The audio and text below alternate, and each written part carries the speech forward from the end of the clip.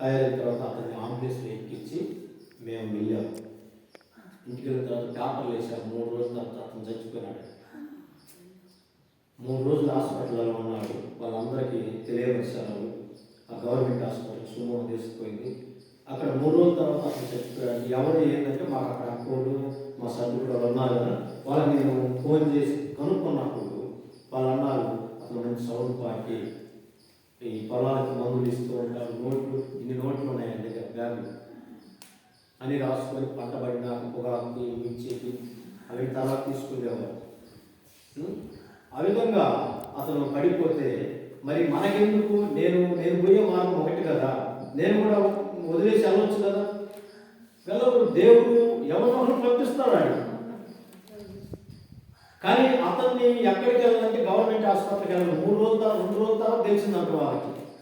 అతని దగ్గర సెల్లు ఉందో లేదో తెలియదు. కానీ ఎలటూరే ఆయన, ఎలటూరులోనే అతను తెలియదు. గవర్నమెంట్ హాస్పిటల్కి వెళ్ళాక అదే వాళ్ళ బంధువులకి నుండి ఫోన్లు చేసి మనం వాళ్ళకి ఎమ్మకి తీసుకుంటూ గుంటూరుకి వెళ్తే బతికోడు. 3 రోజుల తర్వాత అతను చనిపోయినట్టు పేపర్లు వేసేసారు. నేను కనుక్కున్న తర్వాత వాళ్ళు ఆ విధంగా చెప్పారు. ఎందుకు నేను చెబుతున్నానంటే, ఇతను యెరూషలేము నుండి అంటే దేవుని సన్నిధి నుండి, దేవుని యొక్క ఇల్లు నుండి యెరికోకు వెళుతున్నాడు. అది శాపగ్రస్తమైన పట్టణం, అది శపించబడినటువంటి పట్టణం, పాపంతో నిండి ఉన్నటువంటి పట్టణం అది. దాన్ని ఎన్నుకుండే మధ్యలో ఆ మార్గంలోనే వెళుతుండగా దొంగల చేతిలో సాతాను చేతిలో దొరికిపోయాడు. అందుకని నేను అంటున్నాను, సాతాను మంచి పడ్డాడు. అప్పుడు సిగ్గురాదు. ఎప్పుడైతే ఆ వ్యక్తి దొంగల చేతిలో దొరికిపోయాడో, ఆ దొంగలు తాకున్నటువంటి అంత తీసుకొని అతను కొట్టి గాయపరిచి అక్కడే కొన ఊపిరితో పడిపోతే అక్కడ ఇద్దరు వచ్చారని, ఇద్దరు ఎవరు చూడలేదు.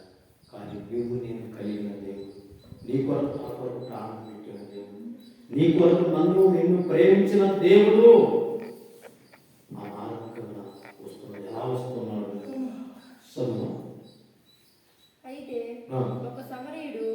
అయితే ఒక సమరయుడు అనగా మంచి సమరయుడు ప్రయాణమైపోతుండగా అతడు పడి ఉన్న చోటికే వచ్చాడు. ఎవరు వస్తారు పడి ఉన్న చోటికి? దేవుడు వస్తాడు, కానీ ఎవరు? అతడు పవిత్రతో ఉన్నాడు. ఇద్దరు వెళ్ళిపోయారు. వెళ్ళిపోయిన తర్వాత 3వ వ్యక్తి దేవుడిలో వస్తున్నాడు.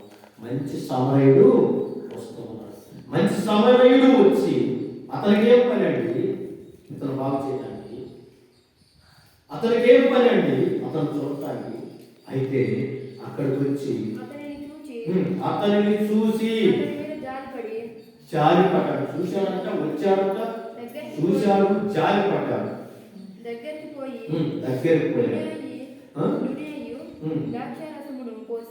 నూనెను ద్రాక్షారసం పోసి గాయం అక్కడక్కడే కొన్ని తుడిసి కట్టి తన వాహనం మీద ఎక్కించి మళ్ళా ఏం చేశాడండి? ఎవరు కూడా సాయం లేకుండా అతన్ని వాహనం మీద ఎక్కించుకొని పూట కూలి వాని దగ్గరికి ఇంటికి తీసుకెళ్ళాడు. నా దగ్గరికి నేను నాకే గది లేకపోతే నా ఇంటికి తీసుకొచ్చాడు. అతన్ని పరామర్శించను. అతను పరామర్శించి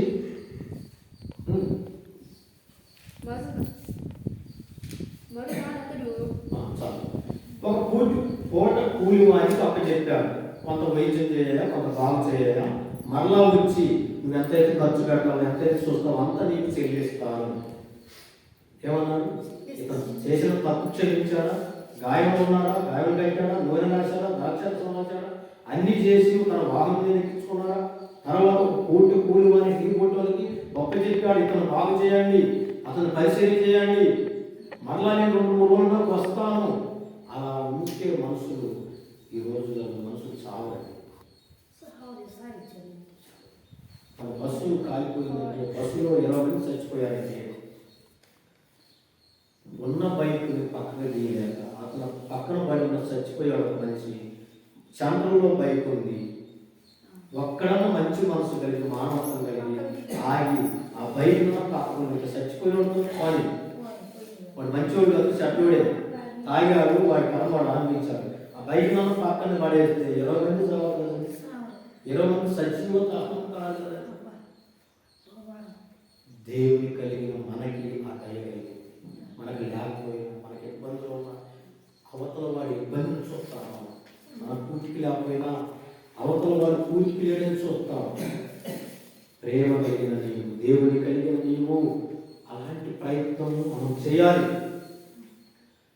మేలు చేయను ఎరిగి ఉండి మేలు చేయకపోవడం కూడా పాపమే. నీవేదైతే కలిగి ఉన్నావో నువ్వు దేవుడి సన్నిధికి రాకుండా ఉండటం కూడా పాపమే. ఏమో చేయాల్సిన తప్పు లేదు. నువ్వు ఒక ఒప్పందం ఒప్పుకున్నావు, ఏమిటండి, ఆమె నా భార్య ఉండడానికి తాళి పెట్టారు. ఆమె నాకు ఉన్నటువంటి పనులన్నీ చేయాలా చేయకూడదా? నేను ఆమె భర్తగా సరిగ్రహంతో ఉంటానని నేను ఒప్పుకున్నాను. బాధ్యతలు మర్చిపోయి బరువు మర్చిపోయి ఏడాడో ఉంటే అతను భర్త అంటారా? అలాగనే మనము దేవుని బిడ్డలుగా, దేవుని కుమార్తెగా, దేవుని వారసులుగా, దేవుని స్వాస్థ్యంలో మనం కార్యభాగస్తులుగా ఉన్న మనము ఎలా ఉండాలి? కనుక ప్రేమైనటువంటి అతను దేవుడు అక్కడికి వచ్చేసాడు. నువ్వు కష్టపడి ఉన్నప్పుడు, నువ్వు ఇబ్బందులు ఉన్నప్పుడు, నువ్వు అనారోగ్యంతో ఉన్నప్పుడు, ఏ దిక్కు దిశ లేనప్పుడు దేవుడే నీ దగ్గరికి వస్తాడని గుర్తు చేసుకో. దేవుడే నిన్ను పరామర్శిస్తాడని గుర్తు చేసుకో. అపనోపుతో ఉన్నటువంటి వ్యక్తిని దేవుడు అతన్ని తీసుకెళ్ళి ఒక ఇంటికి తీసుకెళ్ళి పూటకు వారి కూలి అంటే కూలి చేసుకుంటేనే అతని పూట గడిచేది. ఉన్నోళ్ళ దగ్గర తీసుకోవాలా, హాస్పిటల్ దగ్గర తీసుకోవాలా,